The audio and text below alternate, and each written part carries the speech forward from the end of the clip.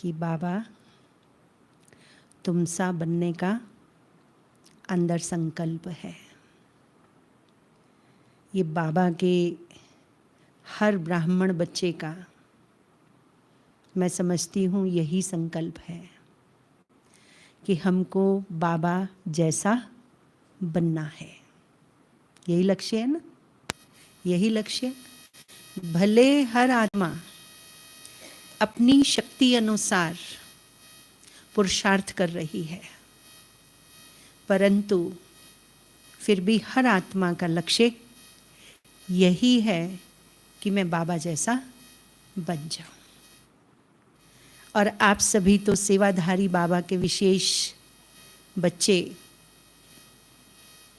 जो हर कदम में पद्मों की कमाई जमा करने वाले, ऐसे ना अनुभव होता है कि हमारी सेवा के एक एक कदम में पद्मों की कमाई जमा होती है। सेवाधारी बनना ये अपने आप में बहुत बड़ा सौभाग्य होता है। और वो भी कहाँ के सेवाधारी हैं, कहाँ के सेवाधारी हैं, किसके सेवाधारी हैं, किसने हमको सेवाधारी बनाया, किसने? बाबा ने। तो थैंक्स किसका? बाबा का, कि बाबा ने हमें इस योग्य समझा जो हम बाबा के यज्ञ की सेवा के निमित्त बने हैं। भले किसी भी प्रकार की सेवा हमको मिलती है, लेकिन हर सेवा में हमारे कदम में पद्मों की कमाई जमा होती है। ये तो हर आत्मा का अनुभव है। तो सेवाधारी वास्तव में कहते किसको हैं? जब मुझे कहा कि सेवाधारियों की क्लास करानी है, तो अंदर विचार चला कि सेवाधारी कहते किसको हैं?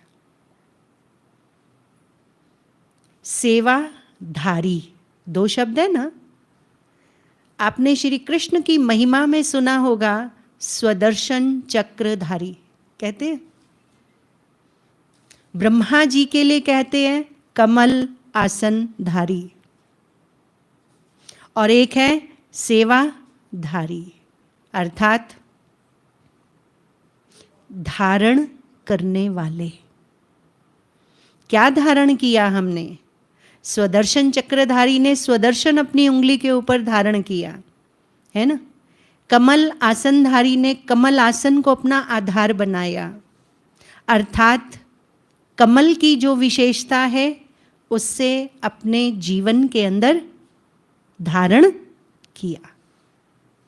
और बाबा ने हम बच्चों को भी कमल आसनधारी भी बनाया है, स्वदर्शन चक्रधारी भी बनाया है, और साथ साथ सेवाधारी भी बनाया है।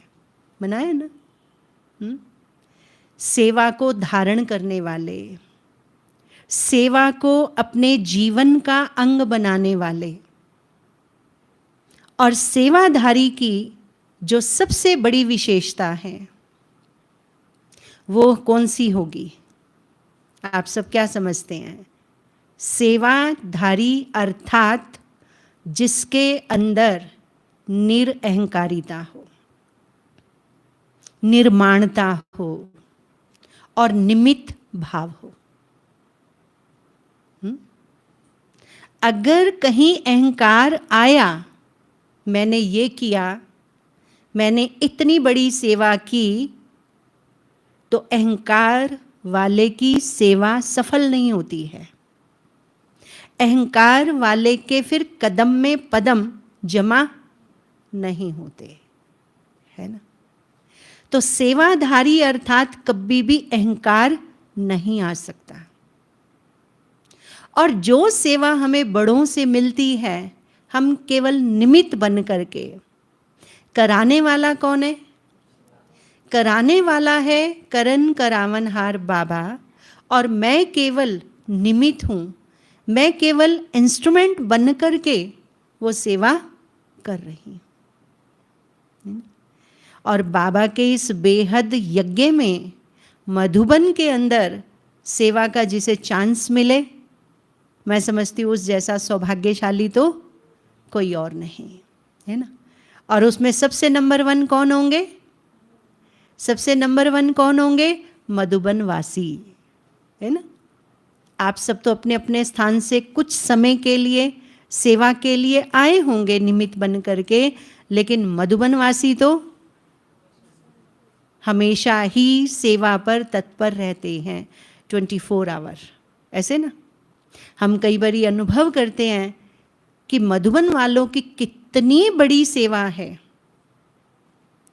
बाबा के बच्चे आते हैं, अलग अलग ग्रुप्स में आते हैं, अलग अलग ट्रेन से आते हैं, है ना। उनके लिए सारी स्टेशन पर व्यवस्था करना, फिर उनके एकोमोडेशन की व्यवस्था करना, उनके लिए भोजन की व्यवस्था करना, हर प्रकार की व्यवस्था हमें कौन करके देते हैं? मधुबनवासी। तो सबसे बड़ा भाग्य किसका बन रहा है? और आप सब सेवाधारियों को भी भले कुछ समय के लिए मधुबनवासी बनने का सौभाग्य मिला, तो ये कितनी बड़ी बात है ना। और हमने अपने जीवन में अनुभव किया कि जो बल, जो ताकत, जो दुआएं, जो शक्ति हमको सेवा से मिलती है, वो किसी अन्य चीज से नहीं मिलती। क्यों? क्योंकि हम सेवा करके दूसरों को संतुष्ट करते हैं, है ना। बाबा ने शायद कल की ही मुरली में था ना कि सर्टिफिकेट लेने हैं, संडे की मुरली थी ना कल की। 3 सर्टिफिकेट लेने हैं। एक पहला स्वयं की संतुष्टता का। तो जब हम सेवा करते हैं, श्रेष्ठ कर्म करते हैं, बाबा की श्रीमत के अनुसार चलते हैं, उसके साथ साथ बड़ों की श्रीमत के अनुसार, क्योंकि बाबा हमको श्रीमत कैसे देता है? अब शिव बाबा ने आपको आकर के कहा कि आपको ये सेवा करनी है, आपको 1 महीने के लिए 15 दिन के लिए मधुबन में सेवा के लिए आना है। शिव बाबा ने आके कहा, किसने कहा? निमित्त, जो भी हमारे बड़े हैं उन्होंने कहा, है ना। तो जब हम बड़ों की आज्ञा का पालन करते हैं तो हमें उनकी ब्लेसिंग्स मिलती हैं, उनकी दुआएं मिलती हैं। बाबा की दुआएं तो हैं ही हैं, लेकिन बड़ों की दुआएं अपने जीवन के अंदर इकट्ठी करना, मैं समझती हूँ बहुत बड़ा पुण्य है। और मेरा तो ये पर्सनल अनुभव है कि हमें ये दुआएं ही हमेशा आगे बढ़ाती हैं। अगर किसी ने सेवा तो खूब की, लेकिन उसने अपने जीवन के अंदर अगर दुआएं जमा नहीं की, कहते दुआएं तो वो खजाना है, दुआएं वो चेक है जो मुसीबत के समय पर काम आता है। जैसे बाबा की एक मुरली थी जिसमें बाबा ने कहा कि मेरे वो बच्चे, जब यज्ञ के अंदर बेगरी पाठ था और उस समय पर कई बच्चों ने बाबा के यज्ञ में मदद की, सहयोगी बने, तो बाबा ने कहा जो मेरे बच्चे आवश्यकता के समय पर सहयोगी बने, बाबा भी उनको सदा देने के लिए बंधा हुआ है ना। बाबा के महावाक्य जो बाबा ने गारंटी कर रखी है कि मैं उनको हमेशा देने के लिए बंधा हूं, क्योंकि इन्होंने क्या किया? जरूरत के समय पर मेरी मदद की, माना यज्ञ में सहयोगी बने। तो जिस समय जिस बात की जरूरत होती है, जिस कार्य की जरूरत होती है, जिस सेवा की जरूरत होती है, अगर हम उस समय वो सहयोगी बन करके कार्य करते हैं, तो मैं समझती हूँ उसका जो पुण्य है बहुत बड़ा बनता है। और उससे जो हमें दुआएं मिलती हैं, उन दुआओं जैसी शक्ति कोई और नहीं। और बाबा हम बच्चों को हमेशा कहते हैं कौन सा खजाना जमा करना है? कौन सा खजाना जमा करना है? दुआओं का खजाना जमा करना है। तो ये दुआओं का खजाना वो खजाना है, कहते जो मुसीबत के समय पर ही, ये वो चेक है जो मुसीबत के समय पर एनकैश होता है। आपको आवश्यकता के समय पर मदद मिल जाए, इससे बड़ी बात क्या होगी? आपने बहुतों के अनुभव सुने होंगे, कई बार किसी को किसी चीज़ की ज़रूरत होती है, कोई सहयोग की ज़रूरत होती है, तो कहते हैं पता नहीं कौन भगवान ने किसको निमित्त बना करके भेज दिया और उसने आकर के क्या किया, हमारी मदद की। ऐसे बहुतों के अनुभव हैं, है ना। मैं अपना एक एक्सपीरियंस सुनाती हूँ। सेवा की जो बात है कि जब हमें बड़े कोई सेवा देते हैं तो उसमें कितना बल होता है, उससे कितना फ़ायदा होता है। मैं 10th क्लास में पढ़ती थी, मेरे बोर्ड के एग्ज़ाम थे, अल्टरनेटिव डेज पर एग्ज़ाम थे, तो बीच में एक दिन का ब्रेक था। अब बाबा की मुरली सुनने की लगन होती थी कि चाहे थोड़ी देर के लिए ही सही बाबा के घर जा कर के बाबा की मुरली पढ़ करके आए। अब फाइनल पेपर है, आज छुट्टी है, नेक्स्ट डे मेरा संस्कृत का पेपर, और संस्कृत में मुझे ऐसे याद करने थे। आप सोचो, संस्कृत की 2 लाइनें भी याद करनी मुश्किल होती हैं और मुझे ऐसे याद करने थे जो मुझे मेरे अभी तैयार नहीं थे। मेरी बुद्धि में था पूरा दिन है, मैं आराम से कर लूँगी। अब जब मैं सेंटर पर गई, मुरली पढ़ी, तो दीदी ने मुझे कहा कि एक माता है, वो कई दिन से आ नहीं रही, आप उनका पता करके आओ कि वो बीमार तो नहीं है। और पहले तो कोई फ़ोन नहीं होते थे, कोई ऐसे साधन नहीं होते थे, पैदल जाना होता था, पैदल आना होता था। एक पल के लिए संकल्प आया कि कल मेरा फाइनल पेपर है और इस कार्य के लिए मुझे कम से कम 1-1.5 घंटा लगेगा। घर जाऊंगी, उनका हाल चाल समाचार लूँगी, फिर मैं वापस आऊँगी, फिर दीदी को आकर के सारा समाचार सुनाऊंगी और फिर मैं अपने घर वापस जाऊंगी, तो 1.5 घंटा तो मामूली बात है। लेकिन दूसरे ही पल संकल्प आया, ये कार्य किसका है, ये कार्य किसका है। भले निमित्त मुझे दीदी ने ये आदेश दिया, ये सेवा दी, पर ये कार्य किसका है, कार्य तो बाबा का है ना। तो दूसरे ही पल मेरे मन के अंदर ये थॉट आया और मैंने तुरंत कहा कि हाँ दीदी, पढ़ाई का जो होगा देखा जाएगा, लेकिन जो बाबा के घर से मुझे आज्ञा मिली है, सेवा मिली है, मैं उसको ज़रूर करूँगी। चली गई, 2 घंटे लग गए मेरे, 11 बजे से गई, 1 बज गया मुझे। अब धूप में गई, धूप में आई तो थोड़ा सा थकान सी भी हो जाती है, तो सोचा अब क्या पढ़ूंगी, शाम को कर लूँगी। लेकिन बाबा की जो मदद की मैं बात कह रही हूँ कि बाबा कहते हैं ना दिव्य बुद्धि दाता है, तो मुझे ऐसे अनुभव हुआ कि जैसे बाबा ने वो दिव्य बुद्धि आज मुझे दे दी। कैसे कि जब मैं पढ़ने के लिए बैठी, संस्कृत के 8 एस्से थे जो मेरे पेपर में, उनमें से कोई आ सकता था और मुझे याद करने थे। मैंने केवल और केवल 1 बार उनकी रीडिंग की और मुझे याद हो गए। जो मैं शायद 10 बार ही पढ़ती तो भी मुझे याद नहीं होते, पर 1 बार की रीडिंग से वो 8 के 8 एस्से संस्कृत के मुझे याद हो गए और उस सब्जेक्ट में मेरे सबसे हाईएस्ट मार्क्स थे। मैंने फेल किया, ये मेरी सामर्थ्य से तो बाहर की बात थी ना, मैं ये नहीं कर सकती थी, लाख कोशिश करती तो भी नहीं कर सकती थी। तो ये मदद किसने की, किसने की, बाबा ने की ना। तो बाबा की मदद का अनुभव करने का हमें ये मौका मिलता है, और जिसने ये मौका ले लिया उसका फायदा ही फायदा हो जाता है। और बहुत बारी क्या होता है, हम थोड़ी सी आनाकानी कर जाते हैं। जैसे मेरे अंदर भी एक पल के लिए तो आया, पर दूसरे पल संकल्प को चेंज किया कि नहीं। और आज भी मेरे अंदर हमेशा ये संकल्प रहता है, मैं अपनी महिमा नहीं कर रही, अपने अनुभव की बात कह रही हूँ कि अगर मुझे कोई भी बड़ों से डायरेक्शन मिलता है, कोई सेवा मिलती है।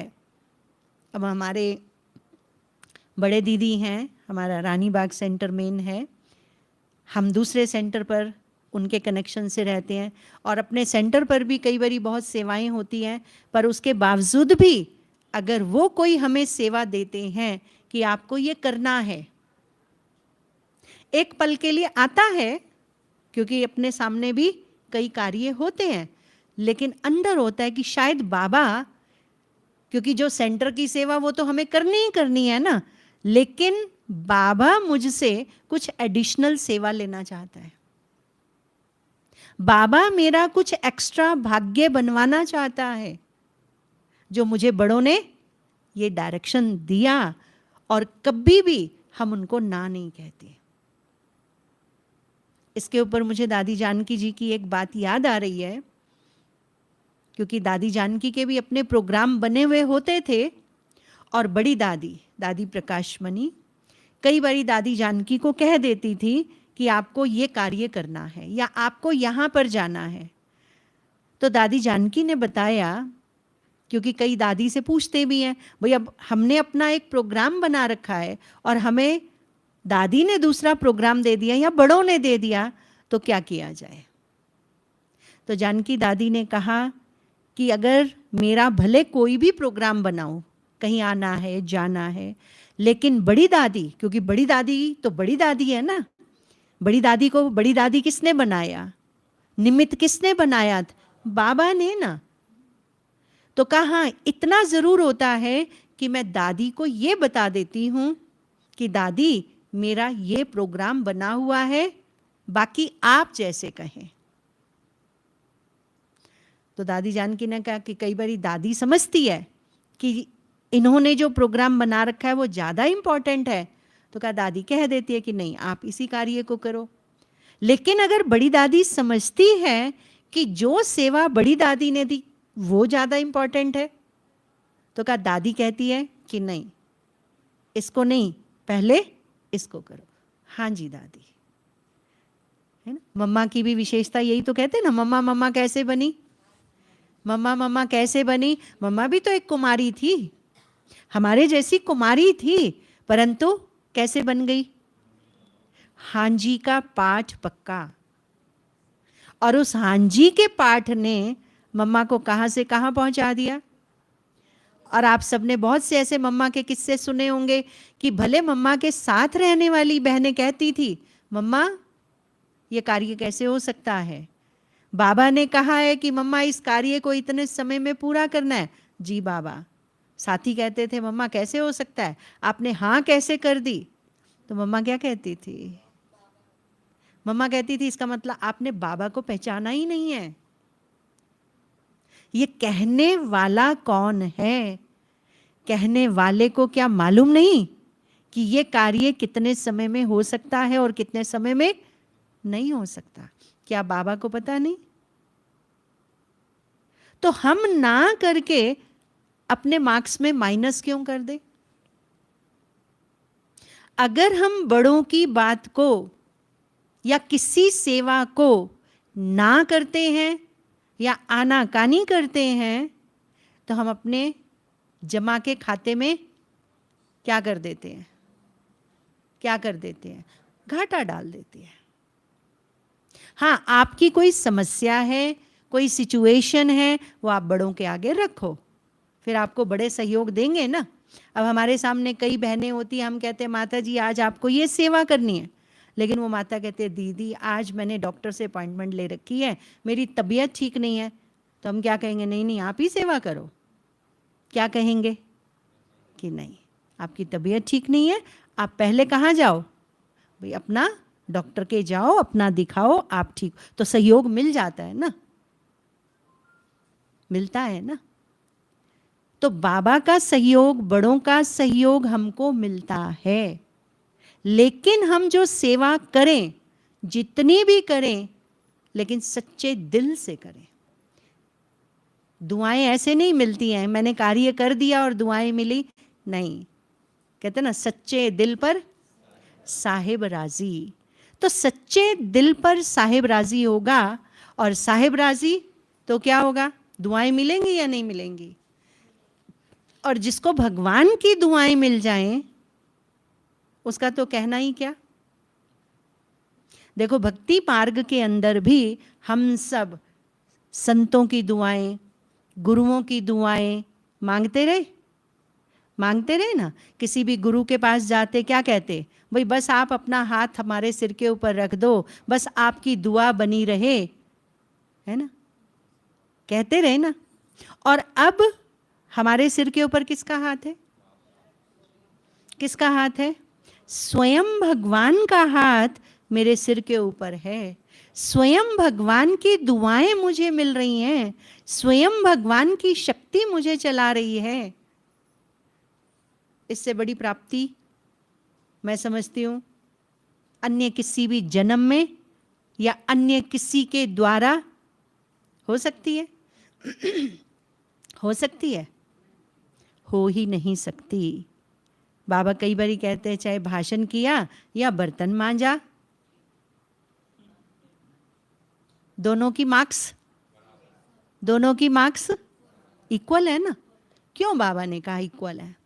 बाबा ये नहीं देखता कि आपने भाषण किया या बर्तन धोया, बाबा ये देखता है कि जो कार्य किया, जो सेवा की, सच्ची दिल से कितनी की।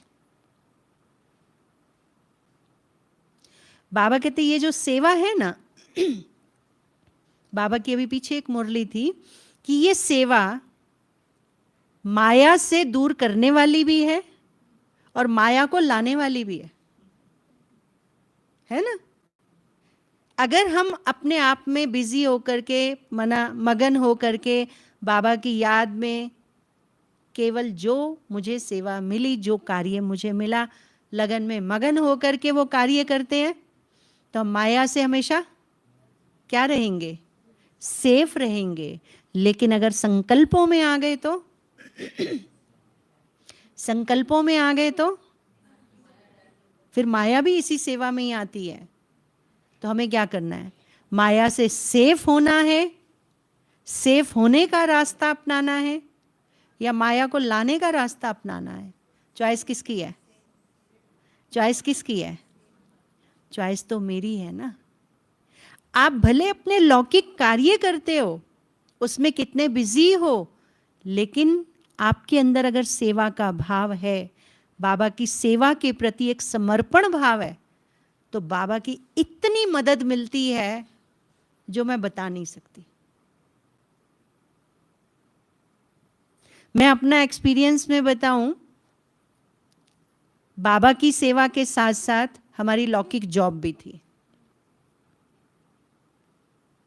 अब जॉब में छुट्टी लेना या कार्य के बीच में से मुश्किल होता है ना। और सर्विस भी ऐसी थी बैंक के अंदर जहां बिजी रहते हैं ना, है ना।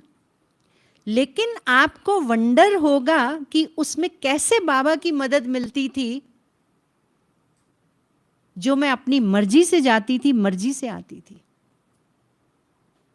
क्यों? अंदर एक संकल्प होता था, बाबा की सेवा। अगर मुझे सेवा मिली है, भले मुझे छुट्टी लेनी पड़े, भले मुझे वहां से जल्दी आना पड़े, कैसे भी एडजस्टमेंट अपनी सर्विस में करनी पड़े, पर सेवा को हमेशा आगे रखा। और कभी कभी जो मेरे कुलीग्स होते थे फ्रेंड सर्कल में, कई बार मुझे जल्दी जाना होता था और काम भी होता था, इधर सेंटर की सेवा भी होती थी, तो मैं उनको हंसी में क्या कहती थी, एक बात कहती थी। मैं कहती थी देखो, मैं अपने किसी पर्सनल काम से नहीं जा रही, मैं जा रही हूं सेवा के लिए। और आप अगर मेरी मदद करते हो तो जो सेवा मैं करूंगी उसका 50% शेयर आपका होगा। वो इतने खुश होते थे। मैंने कहा मैं तो सेवा करके 50% जमा करूंगी, आपका बिना सेवा किए भी केवल मुझे सहयोग देने के 50% आपके जमा हो जाएंगे। वो इतने खुश होते थे, वो कहते थे आप जाओ, हम आपका काम भी संभाल लेंगे। इतना सहयोग वो करते थे। तो ये किसकी मदद थी? बहुत बारी होता था केवल मैं वहां, मेरी अटेंडेंस होती थी, केवल काम मेरे साथी करते थे मेरा। क्यों? कौन करता है? हर एक के पास अपना इतना कार्य होता है, किसी दूसरे का कार्य कोई कैसे संभालेगा? करेगा? करेगा? कर नहीं सकता। तो ये मदद किसकी थी? बल्कि उनको उमंग होता था, कभी कभी वो खुद आकर के कहते थे, मैं बाबा की कमाल देखती रहती थी, कई बार खुद आके कहते थे कि अगर आज आपको जाना है ना, आप जाओ, हम आपका कार्य देख लेंगे। कोई फेस्टिवल है, फेस्टिवल पर तो सेवा, शिवरात्रि आई या रक्षाबंधन आया, कोई और त्योहार आया, तो सेंटर पर तो क्या होता है? सेवा होती है। उन सबको मालूम पड़ गया था कि हर त्योहार पर इनके वहाँ सेवा होती है, तो खुद ऑफर करते थे कि आज तो ये फेस्टिवल है, आज तो आपको वहाँ बहुत काम होगा, है तो सही, आप जाओ, निश्चिंत होकर के जाओ, हम आपका कार्य संभालेंगे। तो ये मदद किसकी? जो हम कभी सोच भी नहीं सकते, वो मदद भी बाबा हमारी करता। लेकिन हमने सेवा में कभी कोई संकल्प नहीं किया, किसी भी प्रकार का संकल्प नहीं किया। अगर संकल्प कर लेते हैं सेवा में, तो सेवा करके भी खुशी नहीं मिलती, सेवा करके भी शक्ति नहीं मिलती, सेवा करके भी दुआएं जमा नहीं होती, सेवा करके भी वो संतुष्टि जो होनी चाहिए वो नहीं होती है। तभी बाबा कहते हैं सच्ची दिल पर। तो हम अपने आप से देखें, हम बाबा के साथ कितने सच्चे होकर के चलते हैं। मैं कई बार कहती हूँ क्लास में भी कि देखो, हम सब बाबा के बच्चे बाबा को कहते हैं, बाबा मेरा आपके ऊपर निश्चय कितना है, कितने % है? सबका? किस किस का है? 100% किस किस का है? सबका है। तो हम कितने नशे से कहते हैं ना कि बाबा मुझे आपके ऊपर 100% निश्चय है। मैं कहती हूं, बाबा का मेरे ऊपर कितना निश्चय है? क्या बाबा मेरे ऊपर निश्चय कर सकता है, विश्वास कर सकता है कि हाँ, यही मेरे होवनहार बच्चा है, यही मेरा फेथफुल बच्चा है, यही मेरा आज्ञाकारी और वफादार बच्चा है, यही मेरा सपूत बच्चा है? क्या बाबा मेरे ऊपर निश्चय कर सकता है? बोलो।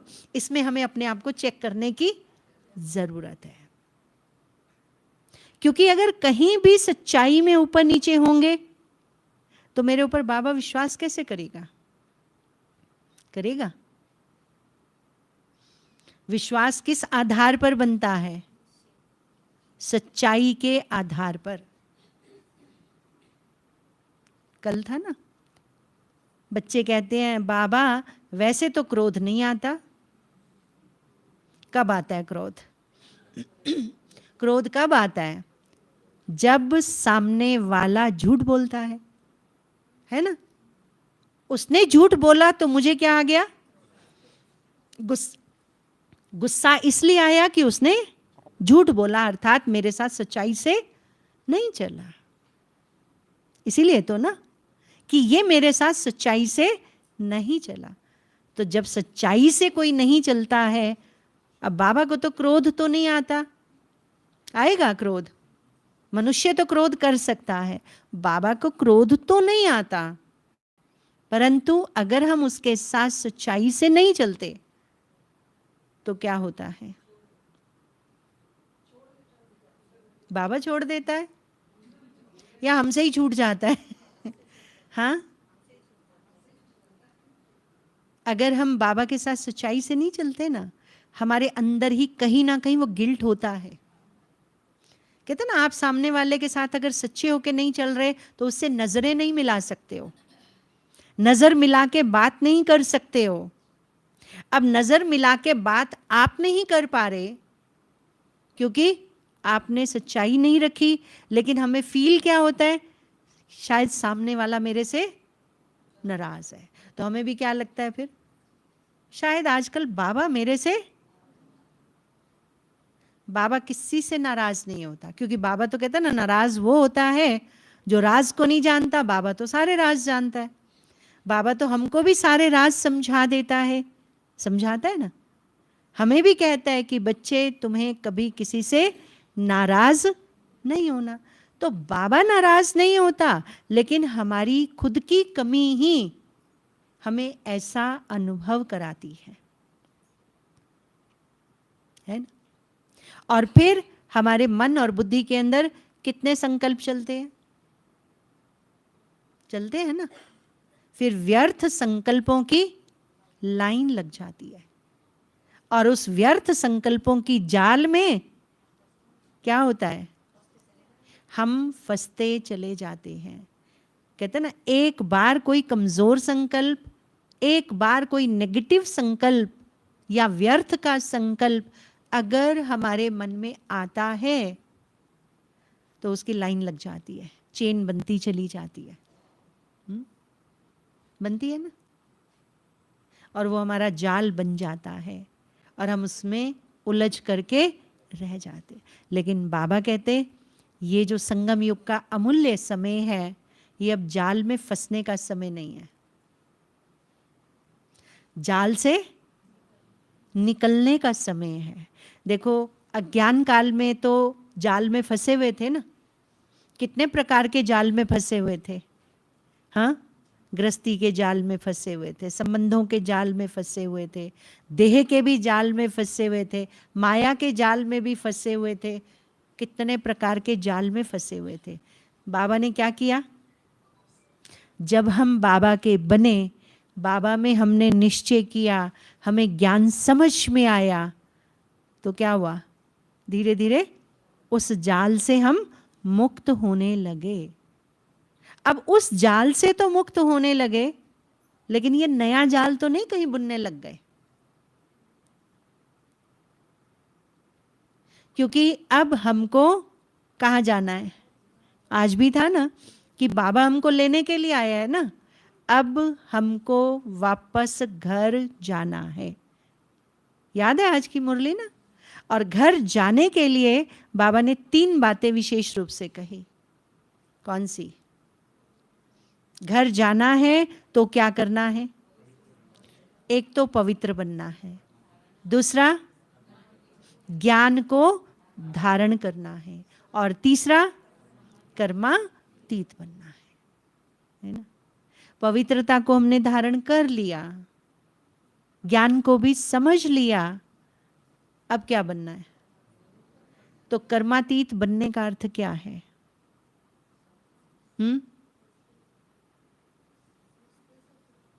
कर्मातीत बनने का अर्थ क्या है? न्यारे और प्यारे, और कर्म के प्रभाव से मुक्त, कर्म के बंधन से मुक्त, माना मुक्त, हर चीज से मुक्त। तो व्यर्थ से भी, क्या व्यर्थ हमें कर्मातीत बनने देगा? हमने जिस जिस आत्मा के लिए जो जो संकल्प किया, वो तो जाल बनता चला गया ना।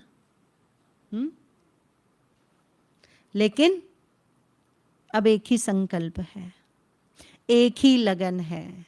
देखो कोई कुछ भी करे, मेरे अंदर बस एक ही लक्ष्य हो, एक ही लगन हो, एक ही संकल्प हो कि मुझे क्या बनना है? कर्मातीत बनना है, अर्थात बाप समान बनना है। बाबा के लिए कहते हैं ना कि बाबा सब कर्म बंधनों से मुक्त है। हम जो बाबा को याद करते हैं, योग लगाते हैं, वो योग भी किस लिए लगाते हैं? योग किस लिए लगाते हैं? कर्म बंधनों से मुक्त होने के लिए। तो ये संगम युग का बहुत बहुत अमूल्य समय है। इसमें बाबा कहते अब हमको नए कर्मों के खाते नहीं बनाने हैं। कोई और क्या करता है उससे मुझे कुछ नहीं लेना, मुझे अपने से लेना है ना। हम कहते हैं ना, मैं और मेरा, मैं और मेरा बाबा। तो जब मैं और मेरा बाबा, तो मुझे लेना देना किससे है? या किसी और से है? किससे लेना देना है? बाबा से ना, किसी और से कोई लेना देना नहीं। कोई करे तो अच्छा, ना करे तो और अच्छा, कोई बात नहीं।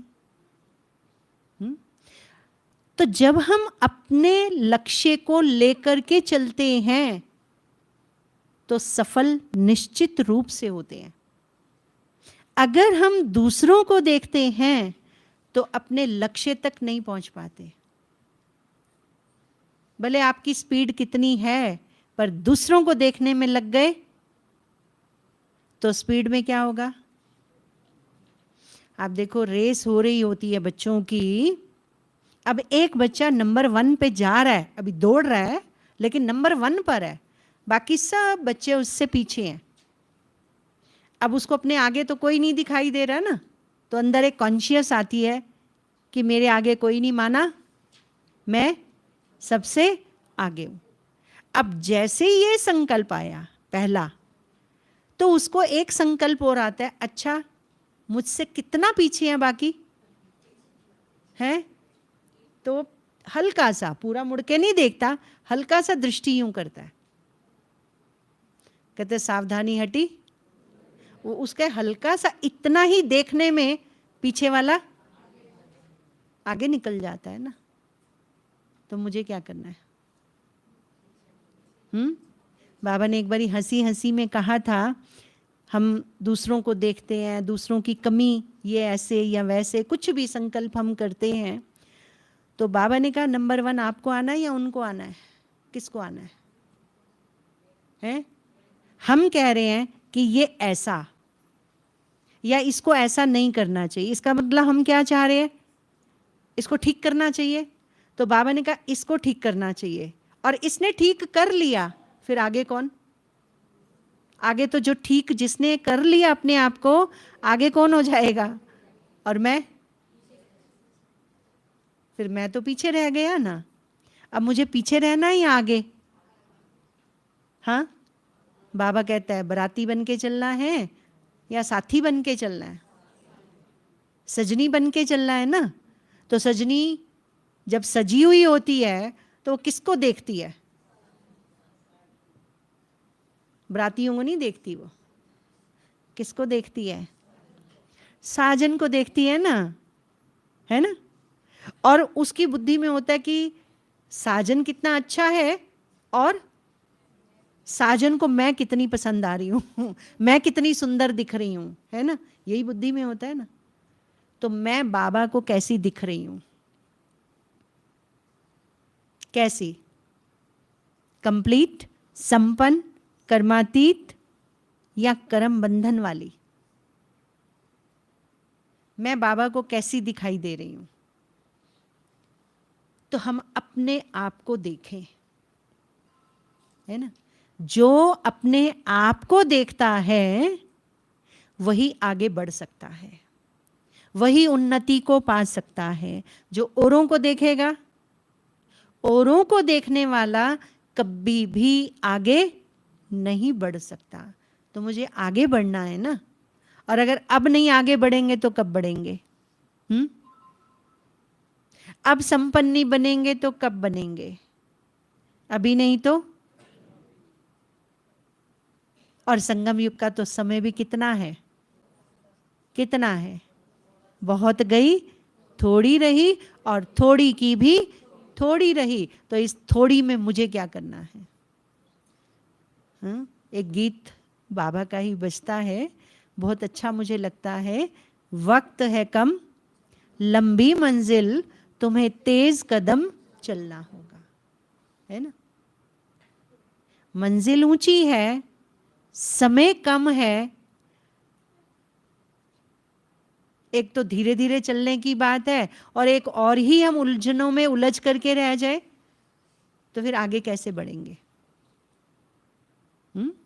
तो हम सबको केवल और केवल, बाबा कहते लक्ष्य तो है कि हमें आगे बढ़ना है, बाप समान बनना है। कोई भी ब्राह्मण आत्मा ऐसी नहीं जिसका ये लक्ष्य ना हो, है ना। और यथा योग यथा शक्ति पुरुषार्थ भी करते हैं ना, जो मौका मिलता है, जितना भी मिलता है। लेकिन अब जितने से तो बात नहीं बनेगी ना, है ना, कि जितना मौका मिला, जितना समय मिला, वो हमने किया। अब हमें अपनी मंजिल तक पहुंचना है, तो हमें अपनी स्पीड को बढ़ाना होगा ना।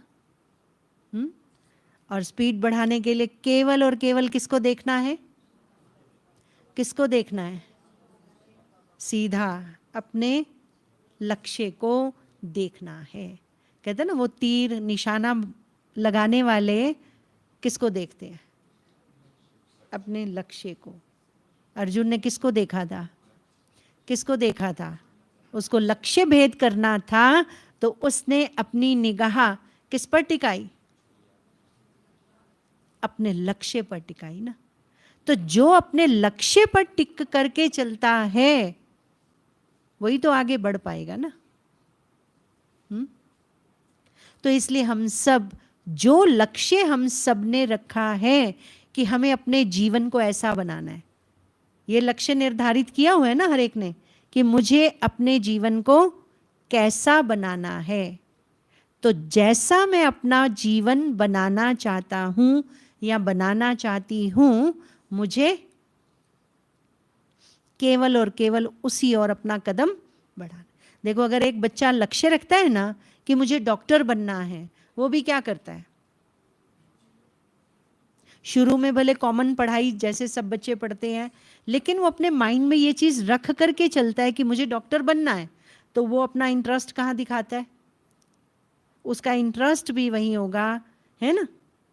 और वो उसी ओर ही आगे बढ़ने का, सब्जेक्ट भी वैसे ही लेगा, पढ़ाई भी वैसे ही करेगा, संग भी वैसे ही लोगों का करेगा ना, है ना। तो हमारा संग किसके संग? कहते संग तारे, अब कुसंग की तो बात नहीं है ना। हमें इतना श्रेष्ठ संग मिला है, इतना ऊंचा संग मिला है, जिसको आधा कल्प से हम ढूंढ रहे थे, नहीं ढूंढ रहे थे ना। आधा कल्प से पुकार रहे थे, आधा कल्प से उसको याद कर रहे थे, वो अब हमको मिला है। इसलिए बाबा हम बच्चों को बहुत बार हमारे किए हुए भक्ति मार्ग के वायदे भी याद कराता है। थोड़े दिन पहले भी बाबा ने याद कराया था कि तुमने क्या वादा किया था बाबा से? हे भगवान, आप आएंगे, हम क्या करेंगे? बलिहार जाएंगे आप पर, हम वारी जाएंगे। तो बाबा कहते अब मैं आया हूं ना। जब बाबा ये बात कहते हैं ना, तो दिल को लगती है मैं आया हूं ना, आया हूं तो अब क्या करो, क्या करो? अब उलझो नहीं, व्यर्थ में नहीं जाओ, इधर उधर बुद्धि को नहीं लगाओ। अब मैं आया हूं, मुझे याद करो। ये कहता है ना। तो हम अपना बुद्धि योग बाबा के साथ लगा करके रखें, है ना। और धीरे धीरे सब कर्म बंधनों को हम मिटाते चले जाएं, नए कर्म बंधन ना बनाएं, तो ही तो हम कर्मातीत। फिर कहाँ चलेंगे? कहाँ चलेंगे? उस दुनिया में चलेंगे जिस दुनिया की कामना हम कई जन्मों से कर रहे हैं। किया ना, मुरलियों में भी गीत आता है ना, इस पाप की दुनिया से कहीं दूर ले चल, चित्त चैन जहां पाए ले चल, वहीं ले चल। और ये हर आत्मा के अंदर की दिल की पुकार है ना, दिल की पुकार है ना। और बाबा ने हमारे दिल की पुकार सुन ली। अब हमें ऐसी दुनिया में चलना है, बाबा हमको ऐसी दुनिया में ले चलता है जहां सच में सुख भी होगा, शांति भी होगी, संपत्ति भी होगी, हर प्रकार का सुख होगा ना। बाबा कहते सतयुग में हर प्रकार का सुख होगा, किसी भी प्रकार के सुख से आप वंचित नहीं होंगे। इतनी बड़ी गारंटी बाबा करता है। कितनी बड़ी गारंटी करता है, और वो भी कितने समय के लिए। आज कोई किसी को एक जन्म की भी गारंटी दे देना, पहली बात तो दे ही नहीं सकता। दे सकता है? कोई गारंटी नहीं दे सकता। आज तो बल्कि क्या कहते हैं, दुनिया में ऐसे लोग हैं जो आपके सुख को देख करके क्या होते हैं, कहते लोग अपने दुख से दुखी नहीं होते हैं, दूसरों के। तो लोग तो हमारे सुख से दुखी होते दुनियावी हिसाब से, और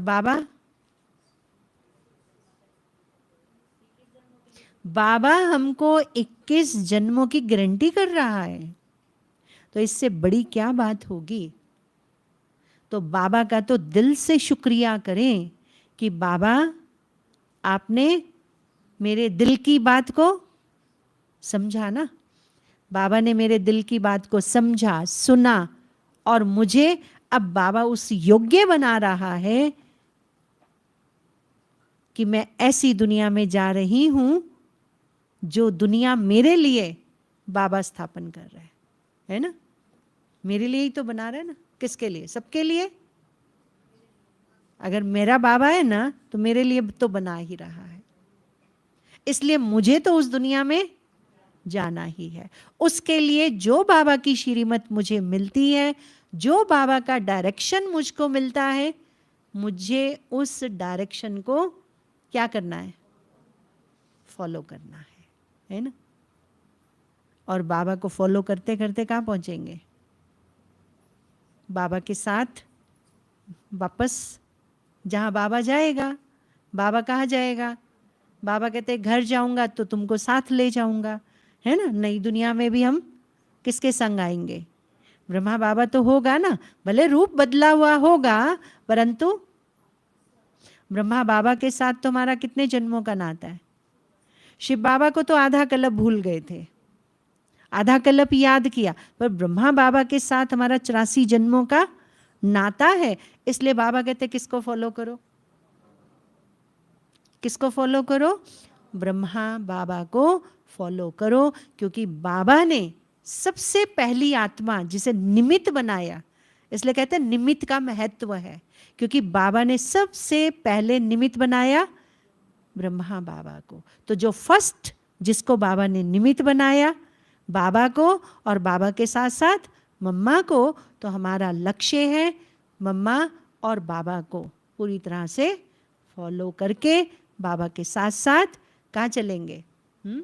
बाबा के साथ साथ फिर नई दुनिया में चलेंगे। ठीक है, सभी चलेंगे ना? हाँ, तो ये लक्ष्य अपनी बुद्धि में रख करके हम सबको चलना है। अच्छा, ओम शांति।